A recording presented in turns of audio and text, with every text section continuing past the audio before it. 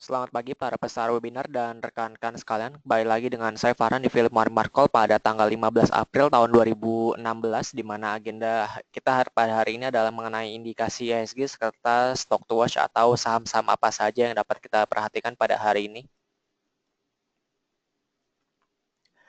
Yang pertama kita mulai terlebih dahulu dari indikasi ISG yang akan kami perkirakan bergerak bearish, namun bearish ini cenderung lebih terbatas dengan support resistance berada di level 4.776 sama dengan di 4.893. Penggerak ISG pada hari ini adalah investor yang menunggu data GDP kuartal pertama dari Tiongkok. Ini konsensus memprediksi bahwa GDP growth sebesar 6,7% year on year dari sebelumnya 6,8% year on year pada akhir tahun 2015 yang lalu. Sementara itu juga saham US cenderung mix pada penutupan dini hari tadi. Sementara itu juga dari dalam negeri ini investor juga masih menunggu mengenai data Indonesia trade balance-nya, di mana trade balance ini diperkirakan akan surplus sebesar 1 miliar USD pada bulan Maret tahun 2016. Sedangkan PI dari ISG sekarang berada di level 26,78 kali. Untuk selanjutnya kita beralih ke stock to watch. Ini yang pertama adalah Jasa Marga, di mana Jasa Marga dan Waskita Karya ini mengamankan pinjaman sindikasi sebesar 7,7 triliun rupiah untuk membiayai pembangunan tol Solo Ngawi dan Ngawi Kertasono di tahun ini. Dan saham selanjutnya adalah saham PTBA, di mana PTBA ini mengkaji opsi untuk menerbitkan global bond senilai minimal 500 juta USD yang digunakan untuk ekspansi di bidang energi kelistrikan. Ini khususnya mereka ada akan proyek pada tahun 2019 mendatang. Dan saham yang ketiga adalah saham Excel Axiata, di mana Excel ini memberikan capital injection atau penambahan modal di anak usahanya yakni Elevania yang bergerak di bidang e-commerce. Ini senilai 30 juta USD pada tahun 2016. Dan saham yang terakhir adalah saham PPRO, di mana PPRO ini meningkatkan capex-nya pada tahun ini sebesar 67% year on year menjadi 1,25 triliun rupiah di tahun 2016.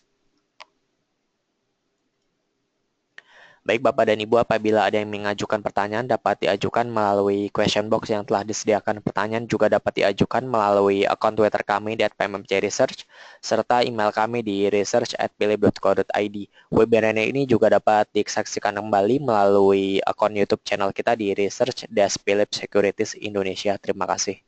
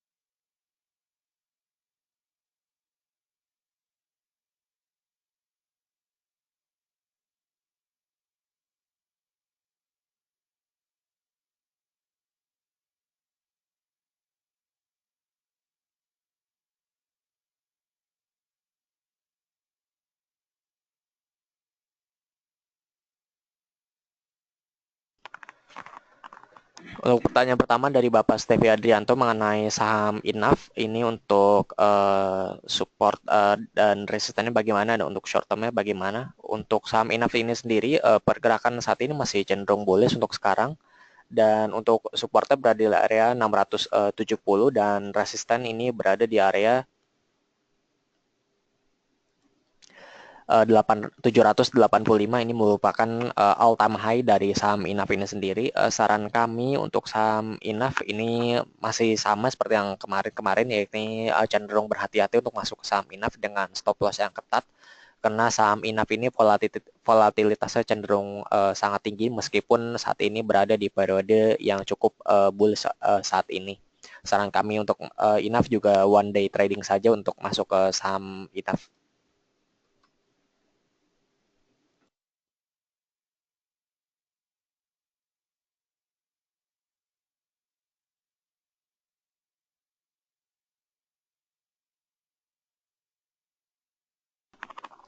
Untuk selanjutnya mengenai saham Pegas masih dari Bapak Steviadianto. Untuk saat ini saham Pegas masih cenderung sideways untuk pergerakan jangka pendeknya, di mana support berada di area 2.600 dan resisten berada di area 2.800. Ini kami melihat bahwa sebelum Pegas ditutup di atas 2.800, ini nampaknya masih kan cenderung sideways dan akan berada di area 2.600 sampai dengan di 2.800. Saran kami untuk di saham Pegas ini sendiri adalah bisa dicoba buy di 2.600 sampai dengan di 2.650 dan bisa tetap profit di area 2.800 sebagian, dan apabila Pegas berhasil breakout dari 2.800 ini bisa dicoba di hold terlebih dahulu dan menunggu sampai ke level di Rp3.000. Terima kasih.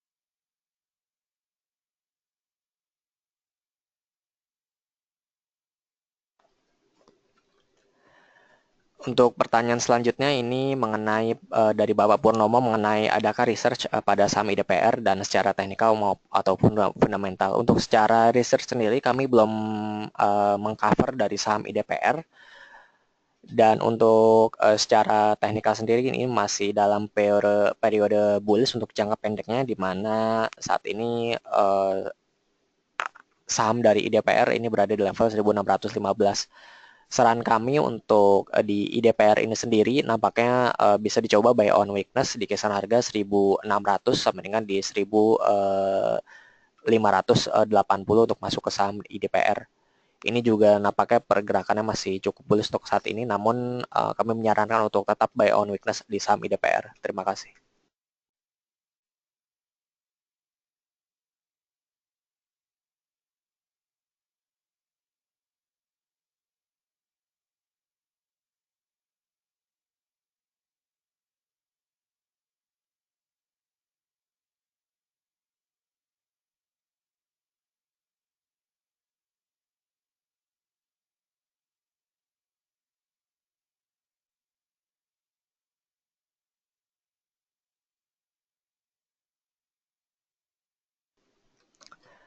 Selanjutnya dari Bapak Henry Purnawan mengenai saham MPPA ini bagaimana. Untuk saham MPPA untuk pergerakan jangka panjangnya ini masih cenderung beres untuk saat ini, sedangkan untuk jangka pendeknya masih cenderung sideways, di mana support resistennya berada di area untuk support di 1.600 dan resisten di 1.800 untuk saat ini.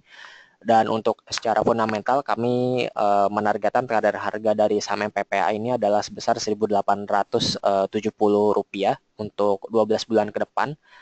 Oleh karena itu, rating kami untuk saham MPPA saat ini adalah masih hold untuk saham MPPA.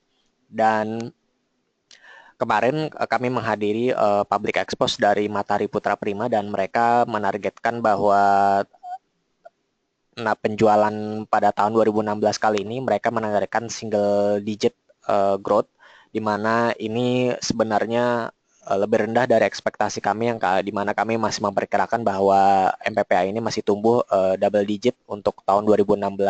Namun manajemen mengatakan bahwa tahun ini MPPA kemungkinan akan meraih single digit growth atau hampir sama dengan tahun 2015 yang lalu. Oleh karena itu kemungkinan kami akan menurunkan target harga dari MPPA ini sendiri, di mana kami juga masih melihat untuk kinerja kuartal pertama tahun 2016 kali ini. Terima kasih.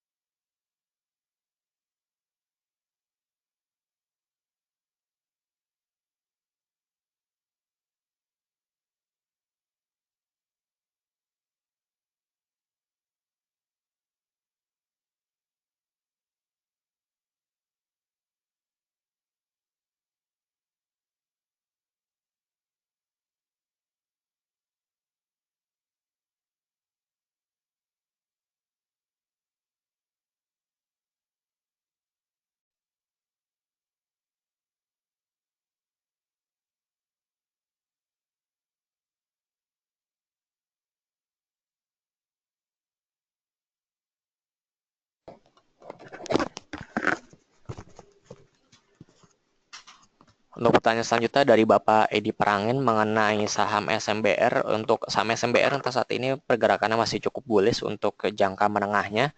Namun kemarin sempat ditutup hampir auto reject saham SMBR ini sendiri, dan kami melihat ada peluang untuk rebound pada hari ini. Dan oleh karena itu kami menyarankan untuk saham SMBR ini one day trading saja untuk masuk ke saham SMBR setiap harinya, karena kita tidak tahu pergerakan of SMBR ini, karena kita lihat bahwa cukup volatile untuk saat ini. Terima kasih.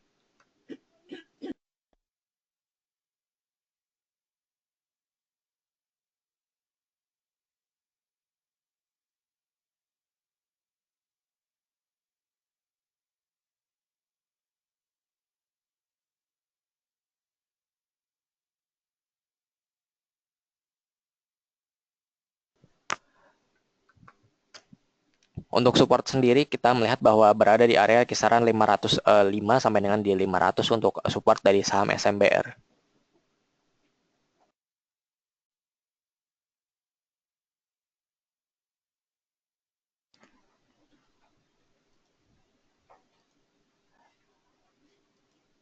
Dan resisten sendiri nampaknya tertahan di area 630 untuk saham SMBR ini sendiri, dan belum berhasil ditembus oleh saham SMBR.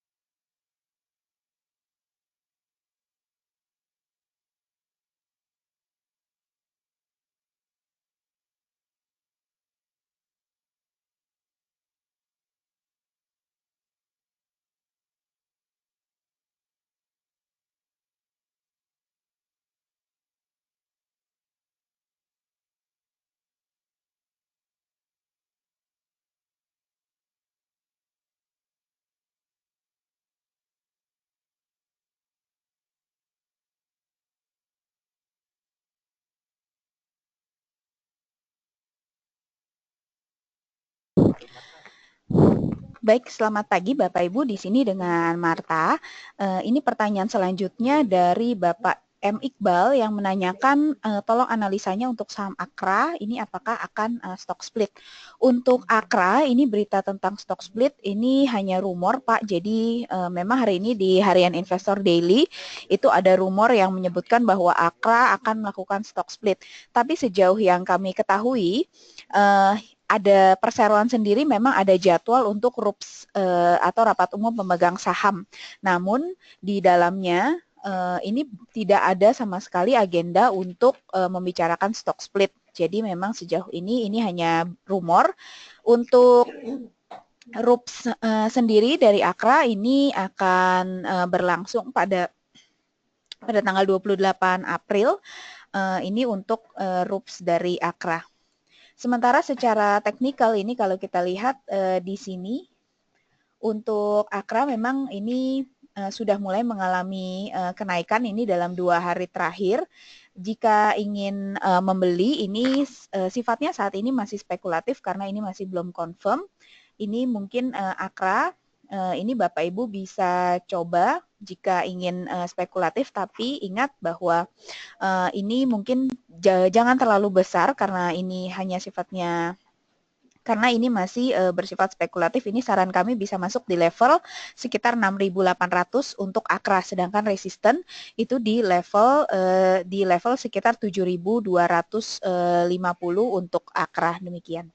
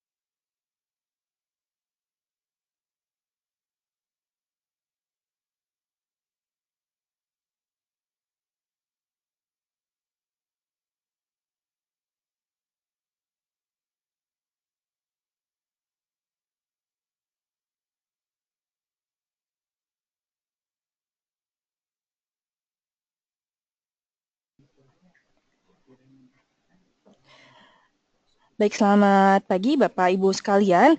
Dengan Milka di sini, selanjutnya saya akan menjawab pertanyaan dari Bapak Lukman Munajat yang menanyakan tentang BI rate 7 days reverse repo, apa bedanya dengan BI rate yang lama yaitu sebesar 6,75% dan seberapa besar pengaruhnya terhadap harga saham.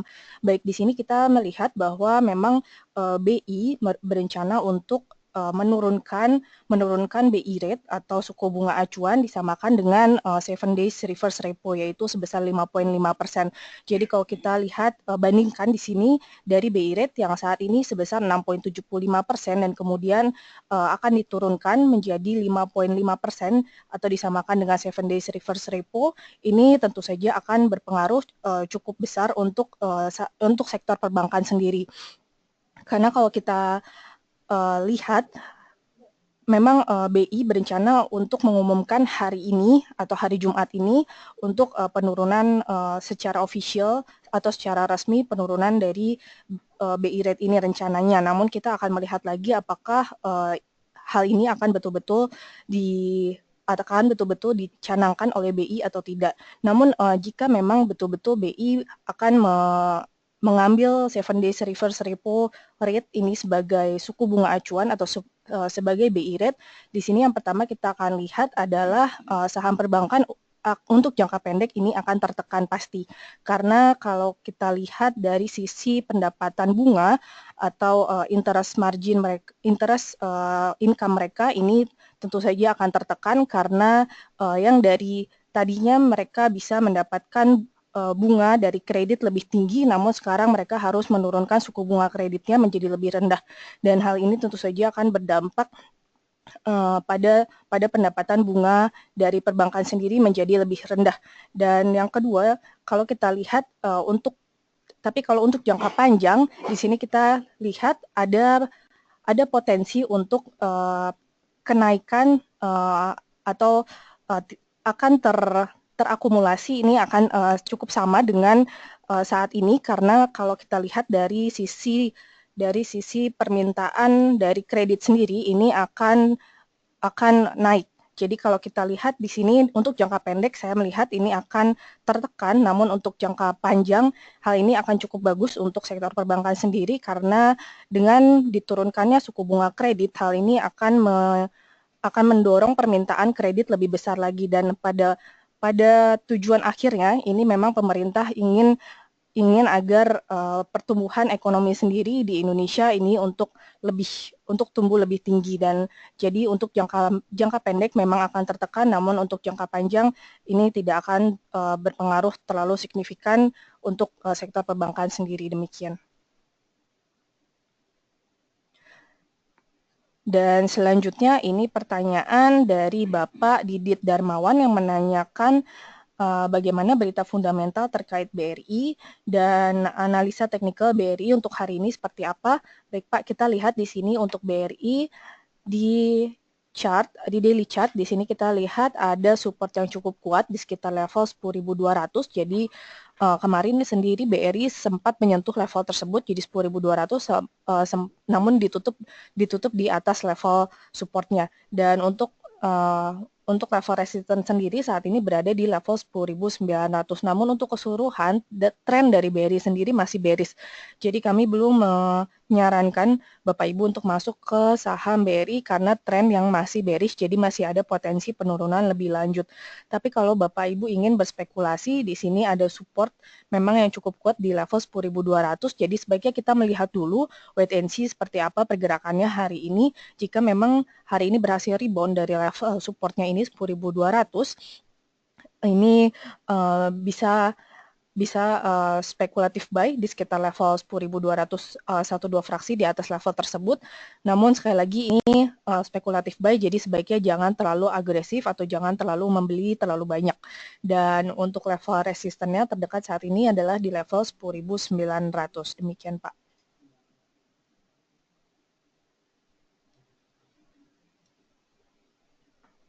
Baik, ini juga sekaligus menjawab pertanyaan dari Bapak Markus Putire yang menanyakan informasi mengenai BRI, bagaimana rekomendasi entry dan exit-nya. Baik, sudah dijawab ya Pak tadi sekalian untuk BRI. Jadi masuk untuk kita lihat dulu hari ini pergerakannya seperti apa, kita wait and see. Kalau memang mengalami penurunan lagi lebih lanjut, kita sebaiknya tahan dulu, jadi menunggu dulu, jangan sebaiknya kita menunggu buy on weakness lagi. Namun kalau memang hari ini berhasil rebound, ini bisa masuk atau spekulatif buy di level 10.200 1-2 fraksi di atas dan di bawah. Dan untuk level jualnya adalah di level 10.900. Demikian, Pak.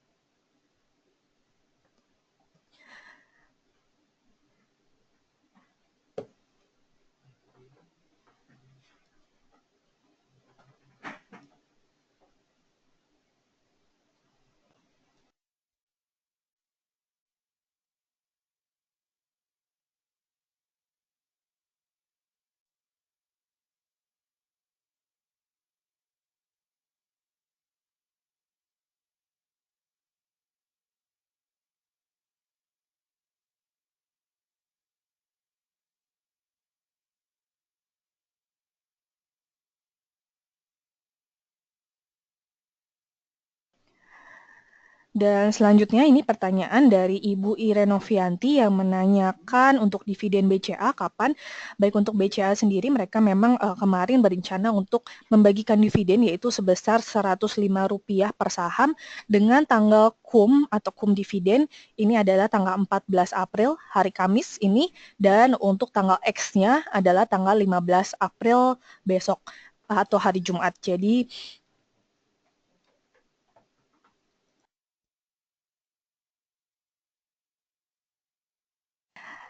baik, maksud kami hari ini tanggal 15 April atau hari Jumat, jadi hari ini memasuki masa ex dividen dan kemarin tanggal 14 April adalah masa cum dividennya. Jadi jika Bapak Ibu sudah masih memiliki saham BCA sampai dengan penutupan kemarin hari Kamis, jadi Bapak Ibu berhak mendapatkan dividen dari BCA yaitu sebesar Rp105 per saham. Sedangkan untuk hari ini sendiri ada kemungkinan saham BCA sendiri mengalami tekanan karena memang memasuki masa ex dividennya, namun sepertinya ini tidak akan berdampak terlalu besar karena dividennya sendiri memang tidak terlalu besar juga untuk saham BCA. Demikian, Bu.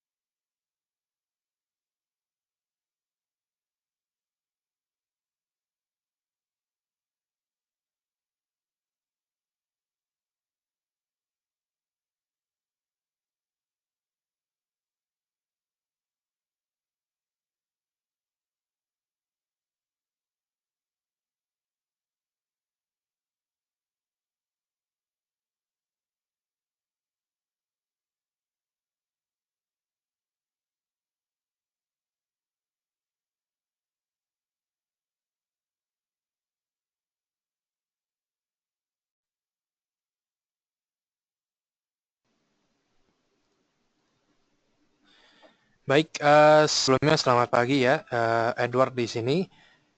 Pertanyaan selanjutnya dari Ibu Foni untuk KF. Oke, kalau kita lihat KF, pergerakannya dalam jangka pendek ini bisa dibilang trennya sideways. Namun untuk jangka menengah sendiri ya, trennya masih cukup bullish. Oke. Nah, lalu bagaimana untuk trade idea-nya? Kalau kita lihat di sini memang level support sendiri ya, jangka pendek ini ada di kurang lebih level 1250 ya. Dan kalau kita lihat dari MACD juga kelihatannya dalam jangka pendek ini harga masih akan terkonsolidasi di arah situ. Namun kalau kita lihat garis besarnya ya, trennya ini masih cukup bullish dan MA20 ya, garis yang berwarna merah ini bisa dibilang masih cukup kuat ya untuk menahan pergerakan harga ya. Dan harga saat ini juga kemarin ditutup juga sedikit di bawah MA dan hari ini juga dibuka Ya, ini sudah naik kurang lebih 2% ya. Kalau trade idea-nya ya, kalau ingin lebih berhati-hati mungkin bisa di buy on weakness di 1200. Namun kalau ingin berspekulasi ya di level MA ya di 1280 bisa kita jadikan sebagai entry point. Namun ingat ya, jangan terlalu spekulatif ya. Maksud kami jangan terlalu agresif ya, karena memang ini merupakan trade idea yang cukup spekulatif kalau kita masuk di level harga tinggi. Oke. Dan kalau Ibu masuk di level harga 1280 sampai dengan 1300 ya, take profit paling dekat itu ada di level sekitar 1350 ke atas, 1350 sampai dengan 1400. Itu untuk target price jangka pendeknya, Bu. Jadi dan juga ya untuk cut loss, kalau nantinya harga ini menembus di bawah level 1240 ya, 1250 sampai 1240 ke bawah, sebaiknya di cut loss saja begitu, Bu.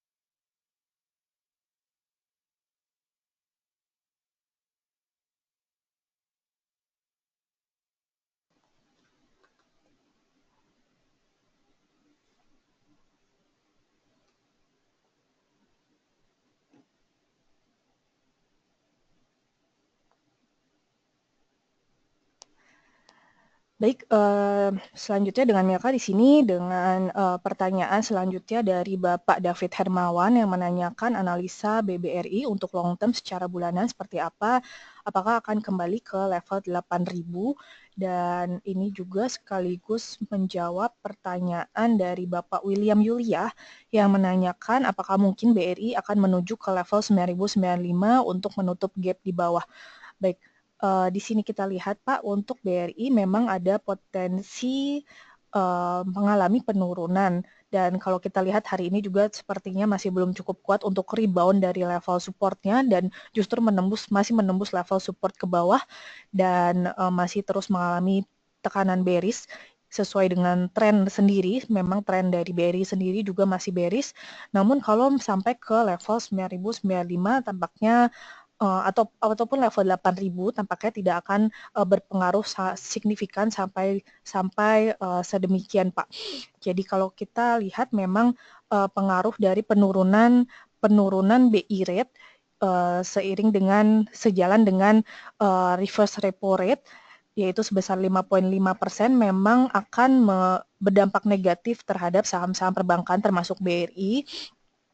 Karena kalau kita lihat dengan BI mengadopsi suku bunga acuan yang baru, maka bank akan dipaksa juga untuk menurunkan suku bunga pinjamannya, dan kondisi ini hanya dapat dikompensasikan melalui pertumbuhan pinjaman yang signifikan. Jadi ada tekanan untuk margin mereka di mana mereka tidak bisa menurunkan kembali cost of fund atau menurunkan suku bunga dari deposito mereka, karena mereka masih membutuhkan dana untuk dipinjamkan kepada debitur mereka. Namun di sisi lain mereka juga harus menurunkan suku bunga kredit karena dipaksa oleh pemerintah. Jadi di sini kita melihat ada dua kepentingan yang berbeda antara pemerintah dan perbankan, dan hal ini tentunya akan berdampak kepada margin dari perbankan sendiri.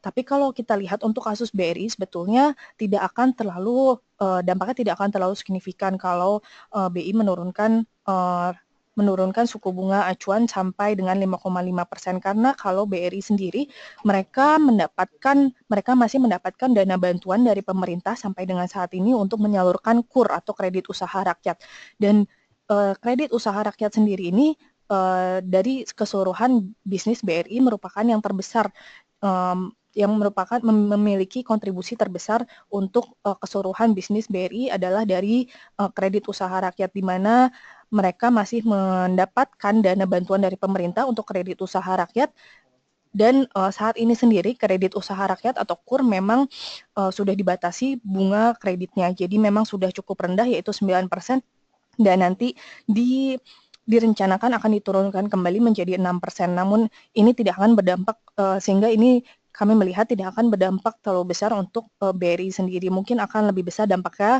untuk perbankan-perbankan lainnya. Jadi menurut kami tidak akan untuk dampaknya sendiri tidak akan berdampak terlalu besar sampai dengan harga BRI bisa turun sampai dengan level 8.000 atau 9.000 demikian, Pak.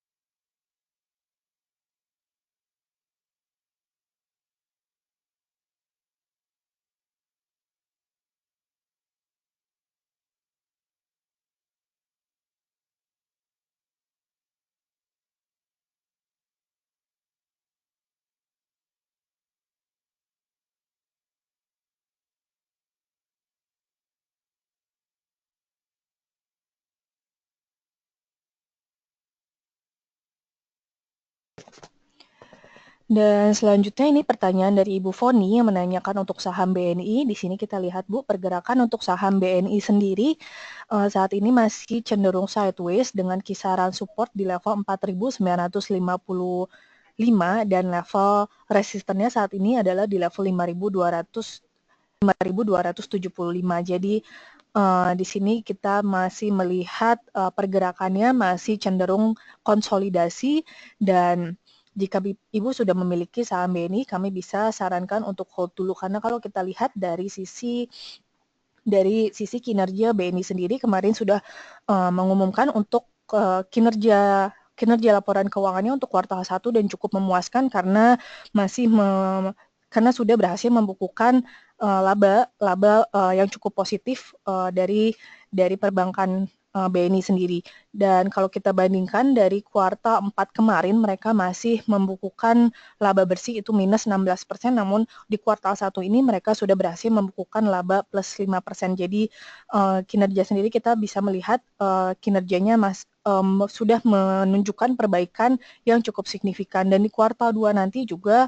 kami rasa kinerjanya akan cukup signifikan naik karena dibandingkan dengan kinerja kuartal 2 tahun lalu mereka minus 51% dan kalau memang kuartal 2 tahun ini mereka berhasil membukukan plus tentu saja kenaikannya year on year akan sangat tinggi sekali. Dan jadi di sini kita bisa melihat bahwa untuk BNI sendiri masih bisa di hold menurut kami demikian Bu.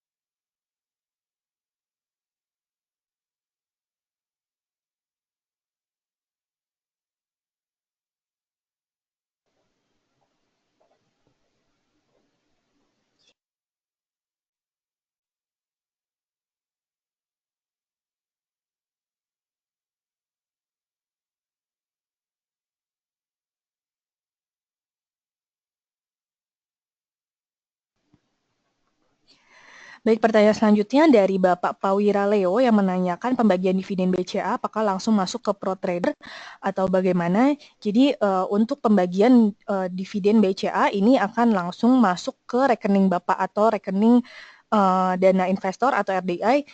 Jadi Bapak bisa cek setelah tanggal pembayaran yaitu tanggal 29 April. Jadi kita bisa lihat kalau Bapak ingin mengecek tanggal pembayarannya, ini bisa masuk ke www.poems.co.id, kemudian masuk ke menu riset dan masuk ke corporate action. Di sini Bapak bisa melihat saham-saham apa saja yang berencana untuk membagikan dividen, dan di sini sudah ada tanggal pembagiannya untuk KUM dividen, ex dividen, dan juga tanggal pembagiannya untuk BCA. KUM adalah tanggal 14 April, ex dividen adalah tanggal 15, dan tanggal pembayarannya adalah tanggal 29 April. Jadi setelah tanggal 29 April, Bapak bisa mengecek rekening Bapak di mana harusnya sudah menerima dana untuk dividennya itu sendiri. Demikian, Pak.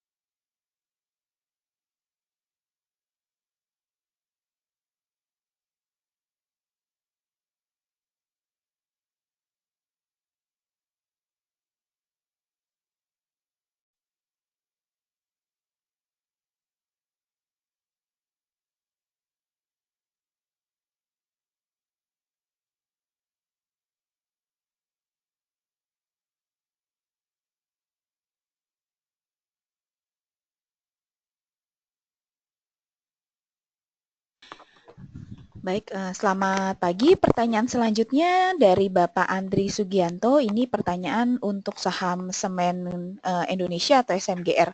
Untuk SMGR, kalau kita lihat di sini chartnya, ini pergerakannya masih sideways, Pak. Jadi support di level 10.000 dan resisten di level 11.000. Jika Bapak belum punya jika belum punya untuk SMGR dan ingin membeli, saran kami memang membeli di level support saja, di level 10.000, dan nanti baru dijual di level sekitar 11.000. Jadi untuk saat ini sendiri, tapi jika sudah memiliki SMGR, ini memang hanya untuk trading jangka pendek, karena kalau kita lihat di sini trennya juga belum akan atau masih akan bergerak sideways, karena ini juga sudah sideways sudah cukup lama sejak awal tahun. Selanjutnya untuk saham Antam. Untuk saham Antam ini kalau kita lihat di sini saat ini secara teknikal pergerakannya atau trennya ini memang masih bullish untuk Antam. Tapi karena harga saat ini juga sudah cukup tinggi, jadi saran kami jika ingin membeli Antam, ini mungkin di level yang lebih rendah, jadi buy on weakness saja untuk Antam. Dan ini sifatnya juga spekulatif, buy on weakness di level sekitar 625 sampai 650 untuk Antam. Dan jika Bapak atau Ibu sudah memiliki Antam, ini kami bisa menyarankan untuk merealisasikan sebagian keuntungannya ini di level sekitar 720 untuk Antam. Karena mengingat bahwa hari ini juga kelihatannya ini masih akan ada atau masih ada tekanan jual dari Antam, jadi mungkin kita bisa sell on strength saja jika sudah memiliki Antam. Selanjutnya untuk saham Garuda Indonesia. Untuk Garuda Indonesia ini juga kurang lebih sama dengan Antam tadi pergerakannya. Jadi mengingat bahwa harga sudah cukup tinggi, saran kami lebih baik buy on weakness saja di level sekitar 480 sampai 490 untuk GIAA. Perlu hati-hati juga untuk saham GIAA sendiri, ini seperti juga saham Antam, ini karena pergerakan penguatannya sudah sangat signifikan. Resisten ada di level 570.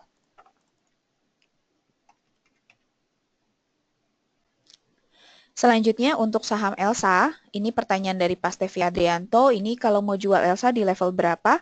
Untuk jual Elsa, ini saat ini trennya masih bullish Pak, jadi kalau mau menjual, ini memang kita bisa coba di level yang lebih tinggi, itu di level sekitar 480 sampai level 500 untuk Elsa. Jadi mungkin di level, karena memang kita lihat di sini pergerakannya masih bullish, jadi kita bisa jual di harga yang lebih tinggi. Walaupun mungkin dalam beberapa hari ini mengingat harga minyak ini mengalami penurunan, ini bisa berpotensi itu menurunkan harga Elsa. Selanjutnya untuk saham yang terakhir ini untuk saham Unilever. Untuk saham Unilever ini target jual di harga berapa? Ini pertanyaan. Ada pertanyaan untuk saham Unilever dari Ibu Diana. Untuk jangka pendek ini bisa selling di harga berapa? Kalau kita lihat di sini ada resisten untuk saham Unilever di Unilever itu di level 44.000. Jadi saran kami bisa jual ini di level resistennya yaitu level 44.000 demikian.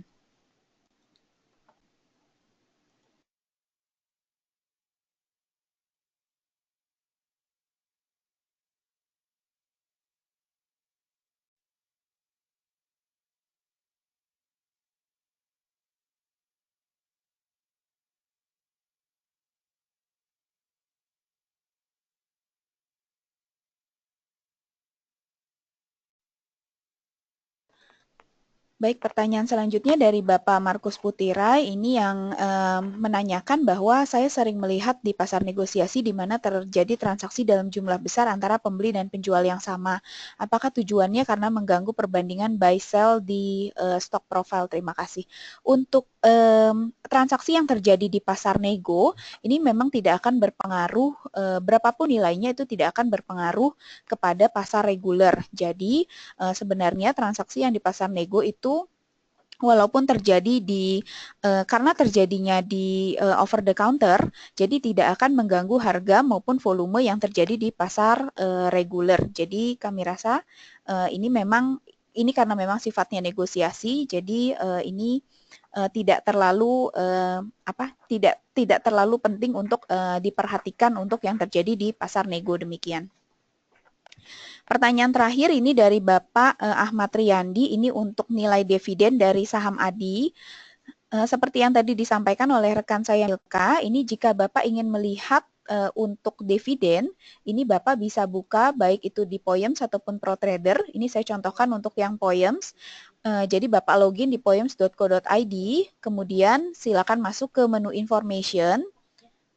Maksud kami di menu Research. Kemudian di menu research ini bisa diklik di corporate action. Nah, di situ bisa dilihat ini beberapa saham atau saham-saham apa saja yang tengah membagikan dividen.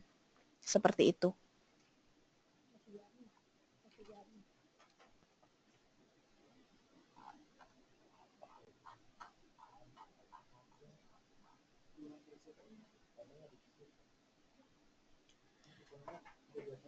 Baik, Bapak Ibu, karena waktu telah menunjukkan pukul 9:20, maka kami akhiri sesi Philip Morning Market Call pada hari ini. Terima kasih untuk keikutsertaan Bapak Ibu dan kita akan bertemu kembali di Philip Morning Market Call ini untuk edisi hari Senin mendatang di waktu yang sama. Selamat pagi dan selamat trading.